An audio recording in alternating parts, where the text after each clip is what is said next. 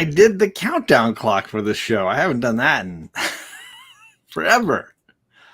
Yeah, it's New Comic Book Day Book Club. We are back to break down the prequel, sequel to Little Bird, Precious Metal. Sidequel? Is that like a side prequel? Yeah, it takes place to the side. Not necessarily involving the same characters in any way. I think it is a prequel. That's what I seem to hear, but no evidence at this point how it connects yet in the story. On the cover, it says "From the World of Little Bird." Exactly. Yeah. For those that don't know, this is a monthly show I do with Alec, White Whale Comics, and we are big Little Bird fans. From was that 2020 now? 2021 maybe. It's been a handful of years. Might have been 2019. I don't know. Yeah. We were big fans of that series and have been sort of patiently awaiting the return to that universe. This is Darcy Van Polgeest and Ian Bertram, along with Matt Hollingsworth, as the creative trio behind this world. If you've never heard of any of it, we'll give you some backstory, a little information, and dive into this as we're really looking at the noteworthy books of June, of which I haven't read a ton of indies for June. So if at the end, maybe Alex got some books that he's really been enjoying or reading. Most of my stuff has been finishing the Hickman era of X-Men, and then there's a handful of DC books that I'm reading, and I guess I'm up on the Energon and some of that kind of stuff as well. According to imagecomics.com, Little Bird #1 came out March 13th, 2019. March 19. All right. Wow. 2019. All right. So there you go. It's been going a hot minute. A little over 5 years. Woo. So yeah, we'll get it. Upsetting to hear. So it was one of the early books that we did on this show. It would have been in the first year of the show, right? Really? Because this show's only been going for like 6 years, so it would have been in that first. I guess so. Right? Somewhere in there. In the chat, we have tailgaters. This was 4 hours ago. We had Kevin here tailgating. I appreciate you, sir. And we also have Las Cruces. He was tailgating a handful 4 hours ago. And then we got Las Cruces again 2 hours ago. Carlito Classico about 30 minutes ago. What's going on, sir? Gore Vidal Las Cruces again is live in the chat. Yeah, Las Cruces again, just seconds before we went live. And then we got Magic Lasso as well. What's going on, sir? Good to see you. Thanks, friends, for hanging out. And I got the link for Alex's channel down below because we jump back and forth. And we'll be on his channel when we look at the books from July. So be there for that and be ready for it. We got Ian from Strange Dog Comic Stuff. What's going on, Ian? Good to see you, sir. I don't think – I don't want to – hey. You do you. You're anyone. Mexico. Anyone can make it nude Mexico. This is fair.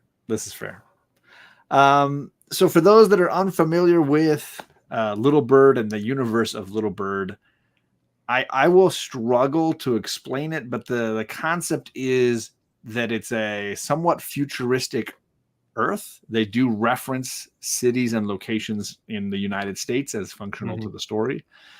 But there is a lot of unusual things happening in this future, whether it is bizarre new technologies, deviations in major religions, new political and power structures in the civilizations, or modifications to human bodies in all sorts of different forms, as you can kind of see by the tentacled gentleman here on the cover of this issue of Precious Metals. Kind of hard to see behind you, but yeah, that is his left arm is just like a pile of noodles. Yeah. The original story seemed to focus mostly on this little girl and her protector and the evil religious group trying to capture her. And we get some of those same vibes here in this follow-up as well. If you've never read it and you're a fan of independent comics, I would highly recommend going and grabbing that, but it does not seem necessary to this book? I don't know if you felt different. As of yet, no. But I mean, I don't know how much it's planning on tying into it. Mm-hmm. But yeah, I mean, as an issue one, it doesn't. It's not like. I mean, most people will probably be lost enough just reading this, regardless of whether or not you read Little Bird. Fair point. I realized I should make a little banner for us. I didn't know how to spell metal. I know I can do that. There you go. But did I spell precious right? Yeah, I did. There we go. Hey, look at that. Yeah, now our names are gone. Yeah, who wants that, anyways? You don't know what we are by now. I don't know. I don't know why you're We've here. been doing this for 6 years, apparently. What's up, Agu? Good to see you, sir. So yeah, I will say this felt very much in keeping with the universe as a whole. Before we get into like the plot of Precious Metal, were you at least happy with the connective tissue as far as visual aesthetic, cultural aesthetic, all that kind of stuff? Yeah, I mean, it felt very reminiscent as a reading experience to Little Bird, and I mean, unsurprisingly, considering it's the same creative team in the same creative world. Sure. But you never know. You roll the dice with a sequel no matter what. Sure. And I mean, it remains to be seen if this is going to, hold a candle to Little Bird when it's done. Right. But certainly, like, it didn't feel like some sort of complete deviation from, it wasn't like a movie sequel where a new director takes over and all of a sudden it's like, this isn't really the same thing. You're right. Oh, TJ says our voices are sounding great in his Bose sound bar. We should be a little more bassy. We can lean into the mics a little bit. Hello. We're going to blow his speakers out. Good to have you here, TJ. Yeah, so I was very pleased jumping into this that it felt even more accessible than the original in that maybe I had that, preloaded information just having gone through and read Little Bird a few times. This maybe felt easier to dive into. You certainly know what to expect more as far as tone and storytelling style and stuff like that. Certainly.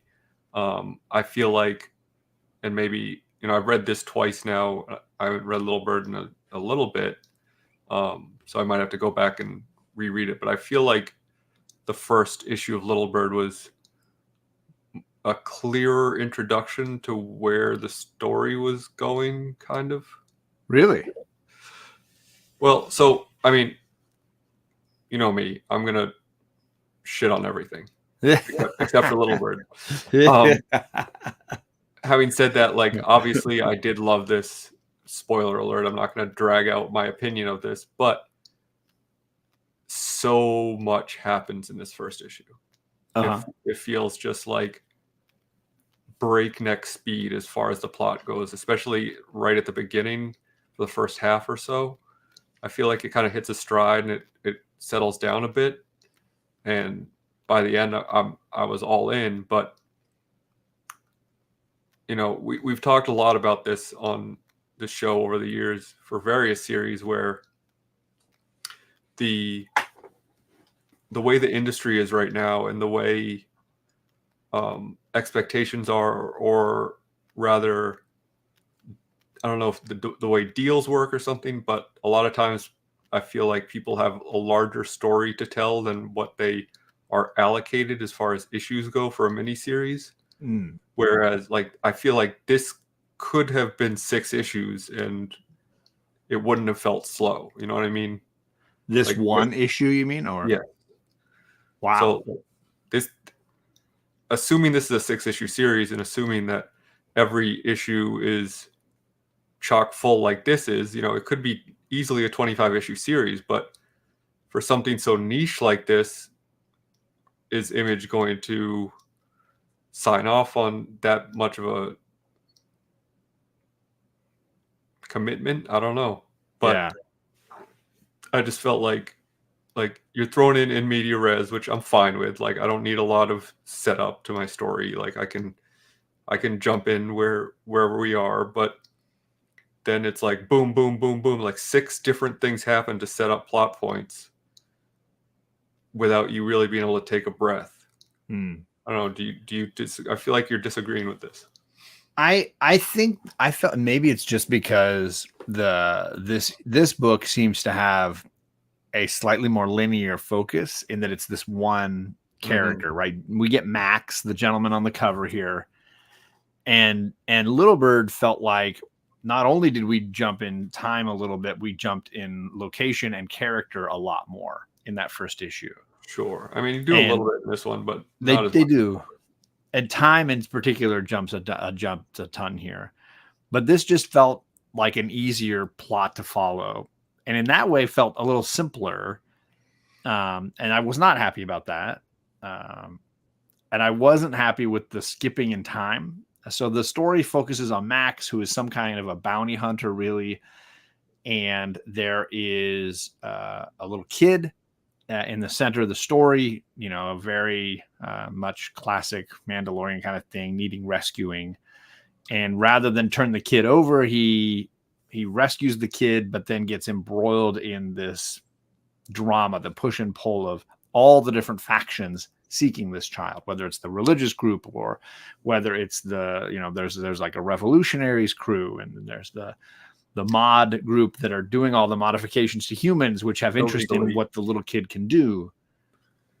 So I read it a bit different because I don't think he sees the kid as needing to be saved, because obviously, like, it's the scene that the child is introduced in, he's got like this big crazy thing on his head that the guy opens up. Yeah. And when he does, the kid disintegrates all of him except for the shape of a cross. So his guts are just like spilling out of this cross human flesh cross thing. But yeah. But I didn't get the impression that Max is like, oh, I need to save this kid because he's special or needs help. It's because the kid is a psychic and also a telepath and has kind of awoken something in Max's brain where he keeps saying, I need to create a memory. We have to create this memory together. And there seems to be some sort of thing in his past that he has blocked out or has been removed from him or something that he feels like only this kid can bring back, right? Yes. Okay. Yeah, so, that's the bit where Max goes from, this is the job, this is what I do. But I didn't see him destroying Max. I saw him basically like scrambling in his brain and, you know, messing around in there. Some of this didn't seem like was happening literally. It seemed like it was happening in his mind. Sure. And then that ultimately leads Max to, in the midst of the fray here, where you have the group that hired Max, and then you have the group that's trying to take the little kid somewhere. Max is caught in between these folks, and they're all kind of like unloading, and he decides to take the kid. Even the people who seem to be helping Max are clearly not. Yeah. Like, everyone has their own motivations. But I mean, I guess the point I'm trying to make is that I don't think Max's intentions are, oh, this kid needs my help. His intentions are, this kid can help me. Yeah, I don't think they're altruistic. Right. In that way, I think it differs from the Mandalorian, where he's not doing this out of some sort of consciousness or conscience. He's doing it because he is also one of these people now who is after the kid for his own gain. Right. Whatever the kid did to his mind awoken something in him that he feels the kid can help him resolve. Yeah, that's fair. What's up, Ruben? Good to see you, Ruben Guzman. If I made it sound like he was being like kind and loving to the kid, that definitely has not revealed itself as of this point. But he does throw his contract to the wind and just basically run off with the kid and then get embroiled in all of this.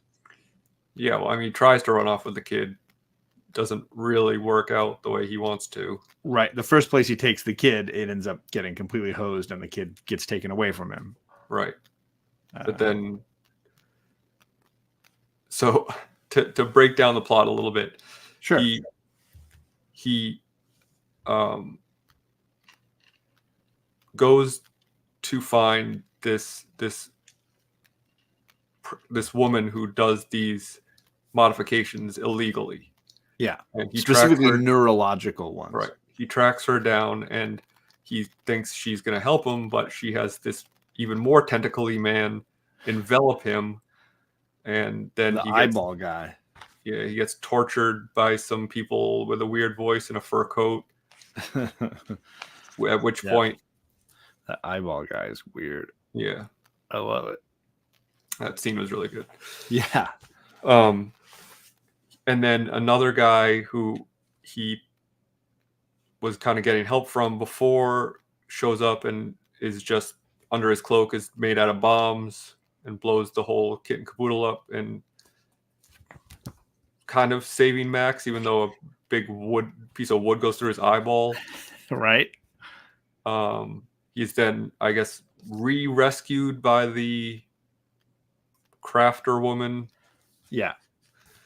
Who like heals him. Right, because she realizes what's going on with the kid that he was talking about. Yeah, she uses eyeball guy to like heal his injuries.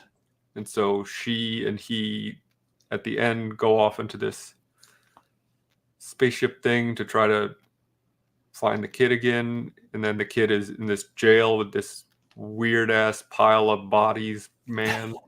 Yeah. But then the guy who initially helped him is apparently not on his side, and he's got his own motivations because he's talking to this religious guy at the end. I don't know. So there's, like I said, there's a lot going on in this issue. It is just chock-a-block full of ideas, and setup, and obviously, like, it's not Gordon.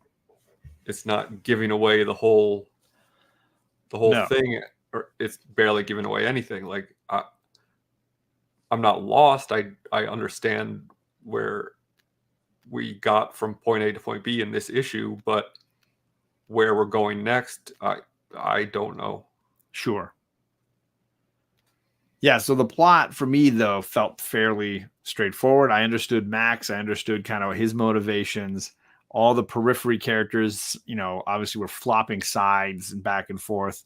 But at the same time, I understood that at the core of it was this kid who is the MacGuffin that everybody wants and are hunting after, but like nobody seems to fully understand what this kid can do. And they all want him for their own means. We don't really know the kid. Like, the kid is very much abstract in this. And we're just getting the players in the game here who are going after him. And yeah, I didn't mean to make it sound like, if I did, that the plot was difficult to follow. I just meant that, like, he starts off at this bar and he's talking about how he has this job to do, and then he goes, and then like page 3, like the kid's turning someone into the flesh cross. Yeah. Like, I feel like there could have been a little bit more build up to that. Like, that could have almost been the end of issue 1. And I was frustrated by the narration of the, like, do we start at the beginning or the end? And we'll do that. Like, it was very cliched at several points where it was like, no, we have to tell the story out of order because it's better to start at the ending and then we'll go to the beginning, and then we'll loop back to the end again and the beginning again. Even though he says at the beginning of the story, he says, let me start at the end, he doesn't seem to start at the end. He seems to start at the beginning. Yeah. Because the plot does seem fairly chronological. Yeah. Which is the irony, I suppose, maybe, of what's going on. Maybe we're missing something and this really is the end of the story and we're going to flash back to, I don't know. Yeah, right. Who knows? But, I mean, at the end of the day, like, the simplest way I can put it is that, like, this is a piece of art. Like, Ian Bertram is just a talent on a different level from 99% of the artists out there. And I mean, whether or not you like his style is fair and debatable, but what he can do, like as far as imagination goes, as far as storytelling, visual storytelling, as far as composition and layout, as far as like crazy, just it is like no other comic artist that I can think of working today. And there were so many pages like where I flipped a page and I was just like, what is that? Like your jaw routinely drops with what's happening on the page. And I was consistently just, agog. Wild. Just the universe is so detailed and so original. It feels like the best sci-fi kinds of things where you just feel like this is completely its own world. It is fully and I realized. want more. Yeah. And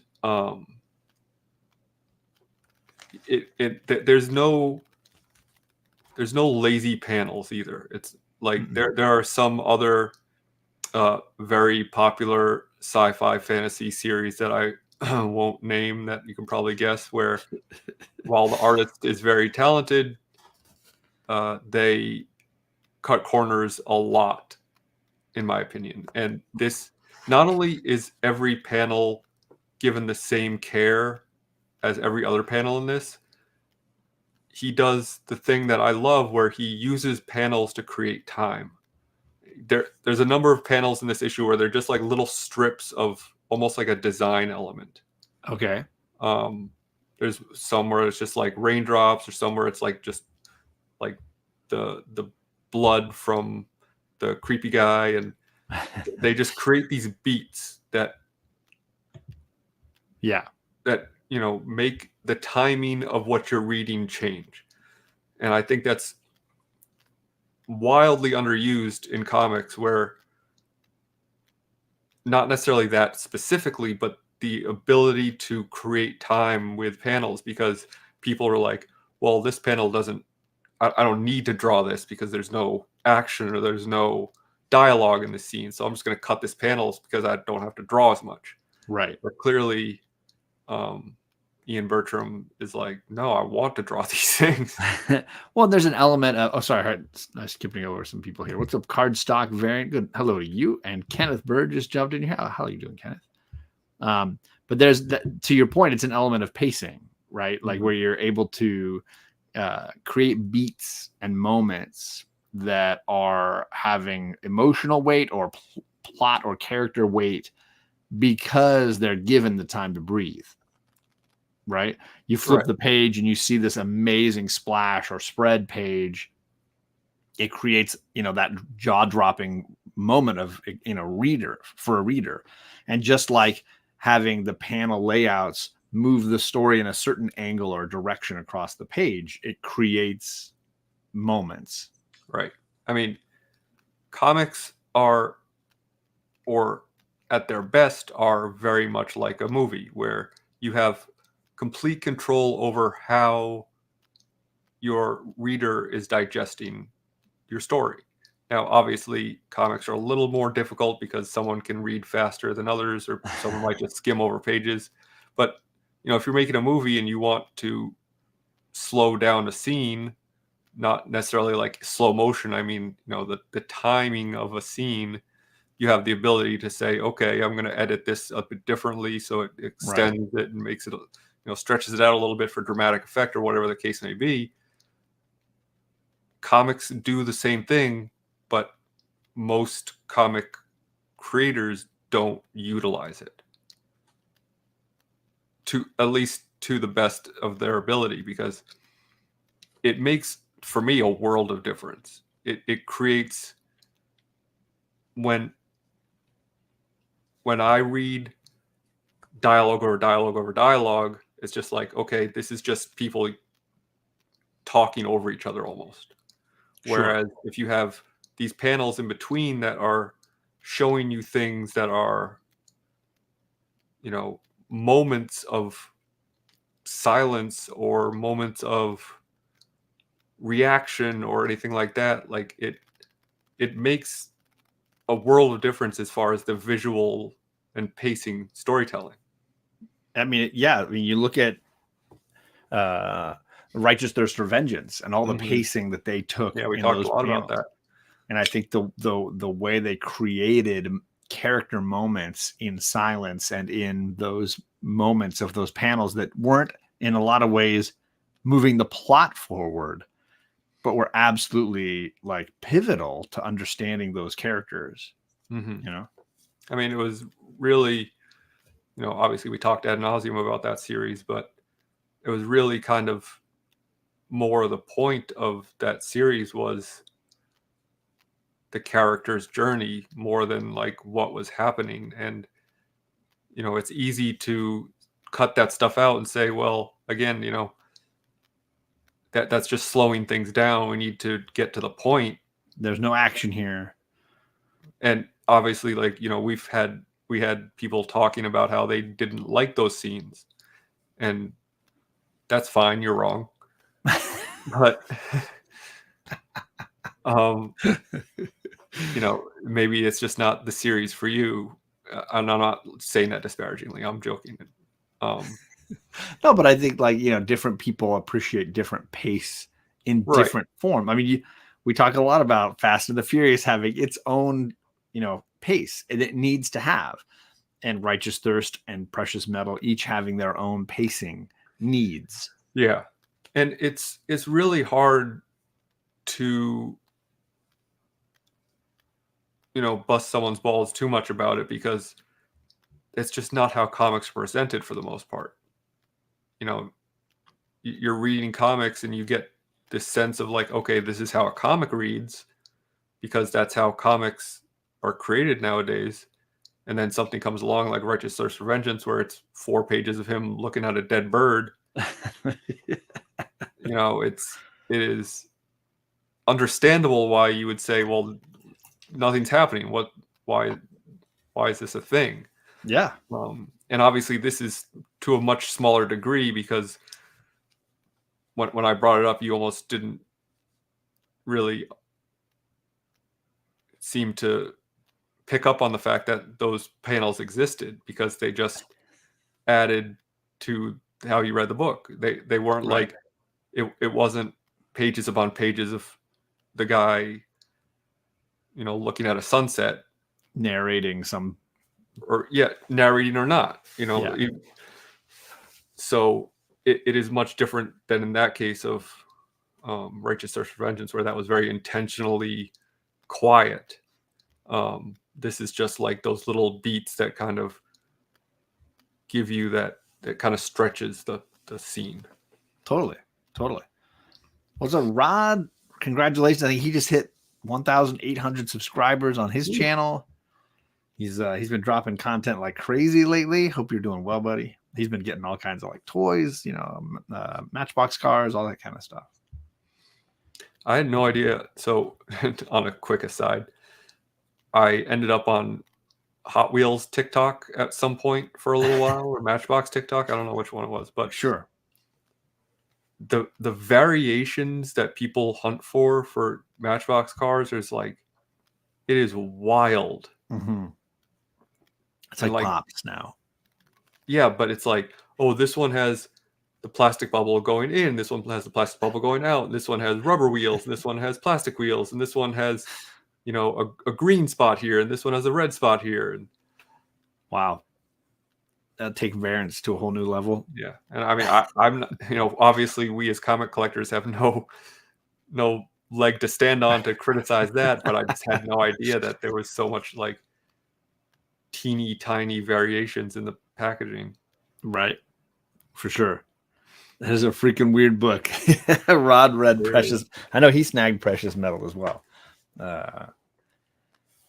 So, like, as far as how you feel about it compared, I know you had touched a little bit on your feelings about this issue 1 versus Little Bird issue 1. And I will admit it's been at least a year, maybe 2 since I've reread Little Bird. I got the hardcover and I read it when I first got it, and I think I've read it once since then as well. And then I think I read it obviously when it was coming out, and then I think I read it again when we did our show on it. So I think I've done it 4 times. So it's not terribly like lacking in my memory. But what were you said you felt like Little Bird had a leg up in some way on Well, Precious I mean, Metal. obviously, Little Bird has a very special place in my heart. Like, it has become a meme of what I like over the years. So it's hard for me to say that I like this as much or more, especially after one issue. Sure. But I was extraordinarily excited for it to come out because of my favor of Little Bird, and I wasn't let down at all. I still loved it, and it's one of the better things I've read, or maybe not better, but it's one of the things I've appreciated more as of late. So yeah, I mean, once the series is done, I'll let you know. But right, it's hard to compare it sight unseen, in the sense that we're really just looking at that one issue versus the other one issue. Yeah, and like I said at the beginning of this, where to kind of flip it on its ear, I said, well, we kind of knew what to expect coming into this, so it was a little easier to digest. But at the same time, I think that's part of the reason why Little Bird grabbed me so quickly, is because I was like, what is this? So in that way, it at least had It didn't have that originality at its side. Right. Didn't have that unexpected surprise that Little Bird did. Got it. But that's fair. Yeah. So it's almost like reading issue 5 of Little Bird. It's like, okay, I'm loving this, but it doesn't have that same like mind-blowing aspect. The shock value is less. There are moments of mind-blowingness in this just from the creativity of it, but I'm not running around screaming Precious Metal like I was doing with Little Bird. Right. And you mentioned, I don't know how many issues this is supposed to be. I'm not sure either. Little Bird was 5, so I don't know if this is the same. Okay. Does it say in the indicia? Sometimes it does not. No, I read the letter, which is kind of cool because Darcy gives out a PO box if you want to actually old school mail letters in about the work, which I thought was kind of fun. In Canada, that she gave out that letter mailbox option. So that's kind of cool. I was tempted. Hey, not too late. Yeah. Well, I mean, snail mail is definitely a different beast, obviously. Issue 2 is coming out next week, though. Yeah, right? What's up, Carlito? With a Peach Momoko variant. Yeah, I saw that. How many variants are you going for on this? So as far as I know, I've only seen the one, and then the Tradmore incentive. I've not seen any like store exclusives or anything like that. Okay. So I mean, if there's like a second print variant, I'd probably end up buying that. But you're gonna try to get a little of everything. I mean, considering I know I keep joking about this, I literally have a short box of Poison Ivy variants at this point. I'm kind of need to try to cut down on how many variants I need to be buying. Oh, I could be the next J.R.R. Martin, get my letter published in a comic, and then rise to fame.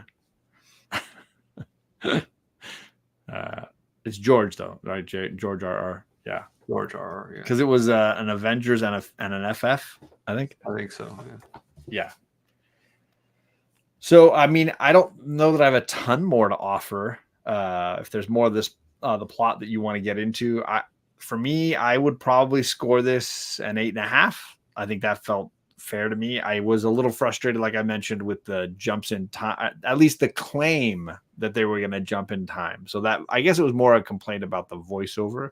The narration felt a little typical, not as original as I would want it to be. I can't complain, I guess, about the plot, because the plot, as you and I mentioned, didn't seem to jump around as much as the narrator claimed it would. So unreliable narrators. Yeah, I mean, it has to be in the 9s for me. Like I said, I feel like I wish it were a little bit more intentionally paced. But I mean, the creativity is an 11 out of 10. The artwork is an 11 out of 10. So it's hard for me to go below a 9 for sure. And Okay. um, That's fair. yeah. What's up, Taylor? Good to see you, sir. Well, there you go. So there's Precious Metal 1. And as Alec mentioned, issue 2 is dropping next week. What is that, the 10th? Yep.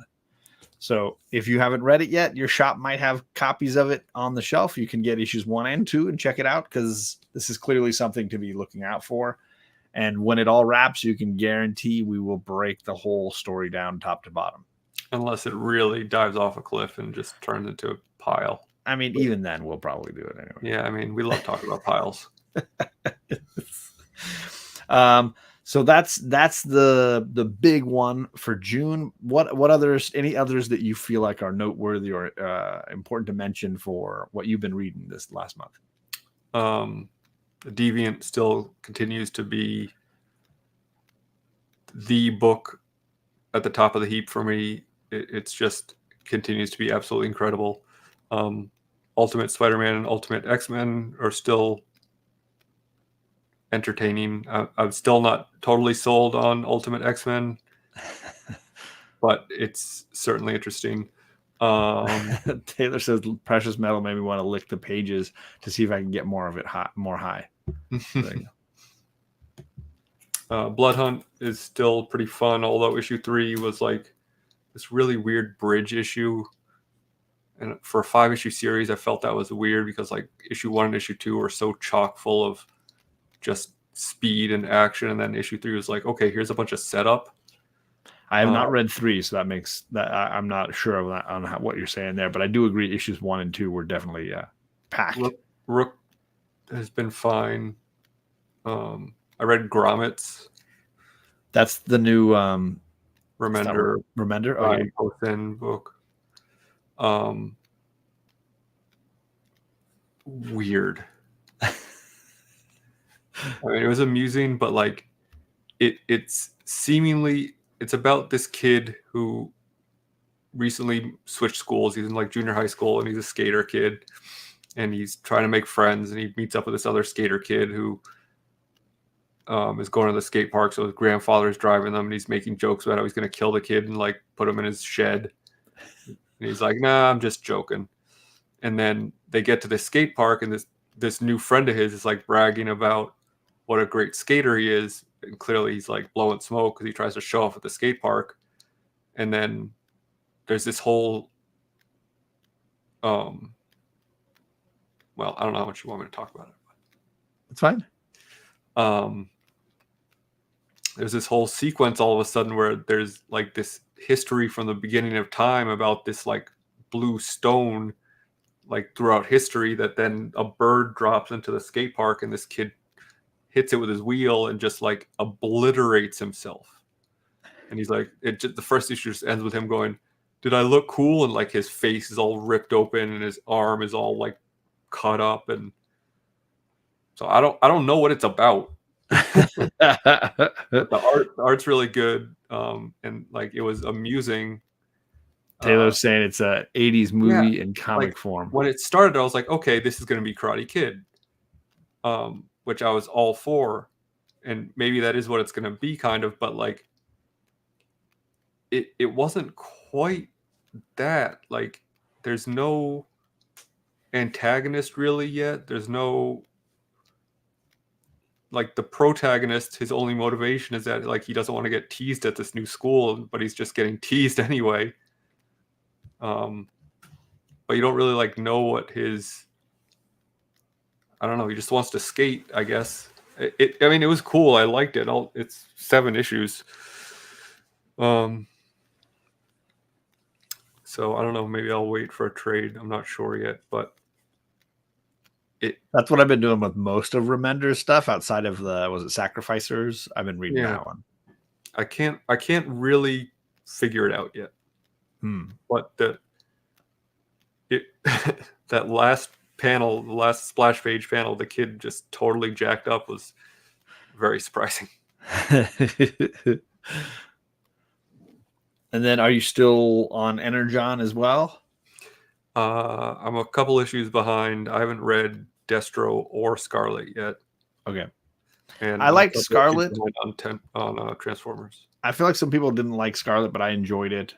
Destro felt like a continuation of Cobra Commander, but without the same edge that I liked from Cobra Commander, because I think that's still my favorite of any of the Energon series as a whole. I think that Cobra Commander book was buck wild. I really enjoyed that one.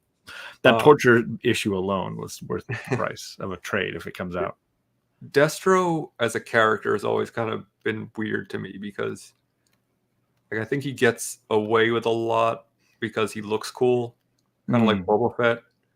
Okay. When in reality, like, he's just an arms trader and like he's not really that interesting. Destro, not yeah, I mean, he's got the deepest of V's going. Oh, like original OG Nightwing. With the pop collar going on the back. Yeah.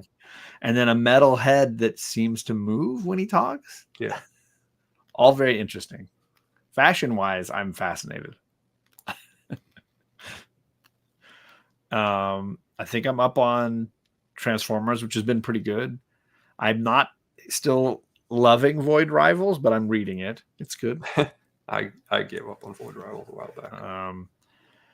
You mentioned Rook, which I think has been entertaining enough. I haven't read issue 3 yet. I have not read issue 3 of Red Coat because issue 2 was just as frustrating as issue 1 for me. I can't believe you read issue 2 of Red Coat. I just wanted a sense of the whole kind of like plan here, but yeah, it was no better. It was just as frustrating. I don't know what people get out of that book because I know people that it's like one of their favorite books, and I'm struggling with it. So people also didn't like Righteous Thirst for Vengeance. We've already established that. Little Bird has its haters. Yeah, some people are just wrong. It's okay. It's what makes the world go round. Mm-hmm. Yeah, blood sausage. So yeah, I've got some here in the glove compartment. The Crimson Twins, yeah, Tomax and Zaymot are in the Destro book. I don't know if they're in the Scarlet book as well, but like they are showing up in some way or another. Odd characters in the Cope and the G.I. Joe universe, but they're there. They're existing. They're incestuous, right? I mean, I can't see why they wouldn't be. I guarantee you there's fan fiction of it, if anything else. Wow. Taylor says Red Coat is his favorite of the Ghost World books. I mean, that's a bold take. I hard disagree, but I mean, you're not the only one I've heard that from. Yeah, a lot of people do feel that way. It's my least favorite of the Ghost World books, but obviously Junkyard Joe crushes everything. And then Rook, I like second just because I think the art is really strong. And then, yeah, probably regular Geiger is probably the third one on that list. Gore says, Remender was interviewed last week on a YouTube channel. He said that he was about to quit writing comics after the Vengeance and Scumbag books. Sacrificers and Max Fumiara changed that. Wow. I know. Why would he? I mean, Vengeance was so good. Scumbag I didn't like. I'm glad he didn't because I like his work. So, and Sacrificers is great. If people aren't reading that, and there's a trade, I think, for the first volume of that. You should check it out. Could be by now. That's a very entertaining read with a very original universe. Yeah. So I like that one a lot. And I have not read, I think they've got 2 new issues of the second arc, and I have not kept up on that. Yeah, I mean, Junkyard Joe, for me, just feels separate from the whole Geiger unnamed universe or whatever they're calling it now. Even though it came from Geiger, didn't it? It did, yeah. Junkyard Joe just seems like its own thing, and you could read it as a separate thing, and it is head and shoulders above everything else. Yeah, absolutely crushing it. And apparently he's coming back in the Geiger books at some point here soon because they kind of teased him at the end of the last Geiger issue. His first appearance cover appearance and first appearance have been going up. Oh, really? Yeah, there's some like subsequent printing of one Geiger issue that has him on the cover that's gotten stupid expensive. Gotcha. So that's Ultimate Universe, that's Geiger stuff, that's Energon. Those are the three universes I'm trying to keep up on, like you mentioned. I'm liking Ultimate Spider-Man a little better, but it's still not wowing me. And the second they took Chichetto off the artwork for that one issue, I was like, see, this is why that book was so much better when he was doing it. Like, but he's back. Yeah, he's back on the new one. Yeah. I just felt like the second they took Chichetto off, I hated the book. I really just didn't like it. That issue when they're in the restaurant and Gwen Stacy's like there. And I mean, we said the same thing about Poison Ivy when there was that early break from the artist. And I give a little bit more of a pass to Poison Ivy because, as we've discussed, it was supposed to originally be a miniseries, and then it kind of got picked up to be an ongoing. Yeah. So, I can't really fault the artist for saying like either they needed a break or they had other obligations or whatever. But obviously the first Ultimate Spider-Man run was a record-breaking artist-writer collaboration for consecutive issues. And not everyone is Mark Bagley. You can put out 100 pages a day, but it just drives me up the wall that we can't get a book for 6 issues of the same artist. Right. It's fair. Yeah, no, it's a fair complaint. And it's the timelines I don't think are any more, or the deadlines aren't any more challenging than they were then. It's just finding someone on that caliber, right, that can tell a story panel to panel really well and then produce it monthly at a pace. That's just not common. When asked about how many issues in Sacrificers, he was reluctant to say when it would end. He was surprised when told by the interviewer that if customers knew it was a miniseries, some opted for the trade paperback. Huh. You think that's pretty common knowledge that there's definitely fans that if they know it's going to be a short, not an ongoing, they might just wait. That's fairly common, right? I mean, yeah, I don't know how much creators are connected to how people are choosing to consume their media because they're busy writing and drawing, but they're at conventions. They hear from fans, right? I mean, some of them, I guess.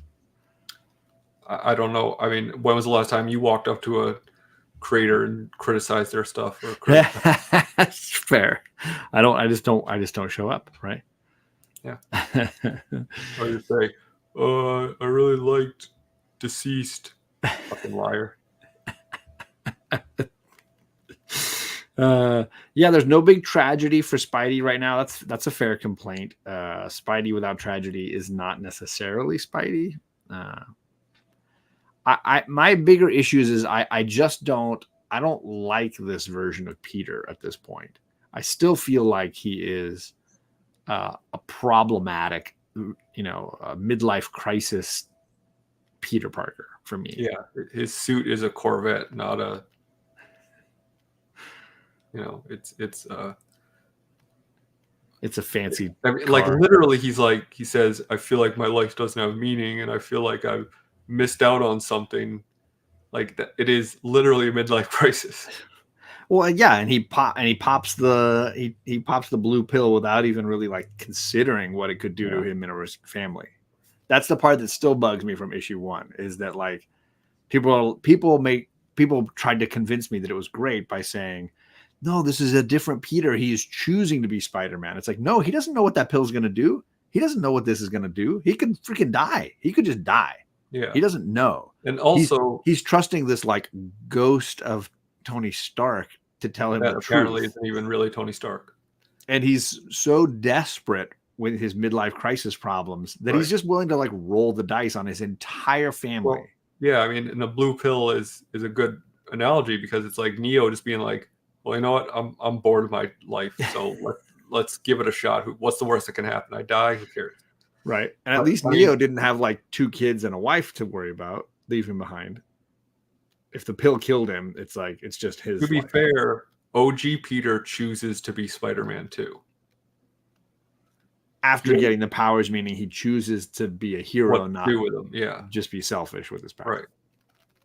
That's fair. That's a great point. He doesn't choose to get bitten by the spider, but he chooses to become Spider-Man. Right. No, that's fair. I'm trying to think of what else I've read this month, but those are the big things. I did not keep up with Department of Truth. I've kind of been reading that in trades, so I know that that's back, and I know a lot of people really were happy that that came back and that the issue was really strong. I'm surprised that you, after thinking back about our episode of this show where we talked about that book, where you basically called it dangerous. I do feel like it's still dangerous. And yet you have continued to read it. I did a whole show with I Got Issues breaking down volume 1. Yeah. Because I felt the need to go back and read it, and it was very powerful, and it's very like it completely envelops you. Like it's really well done.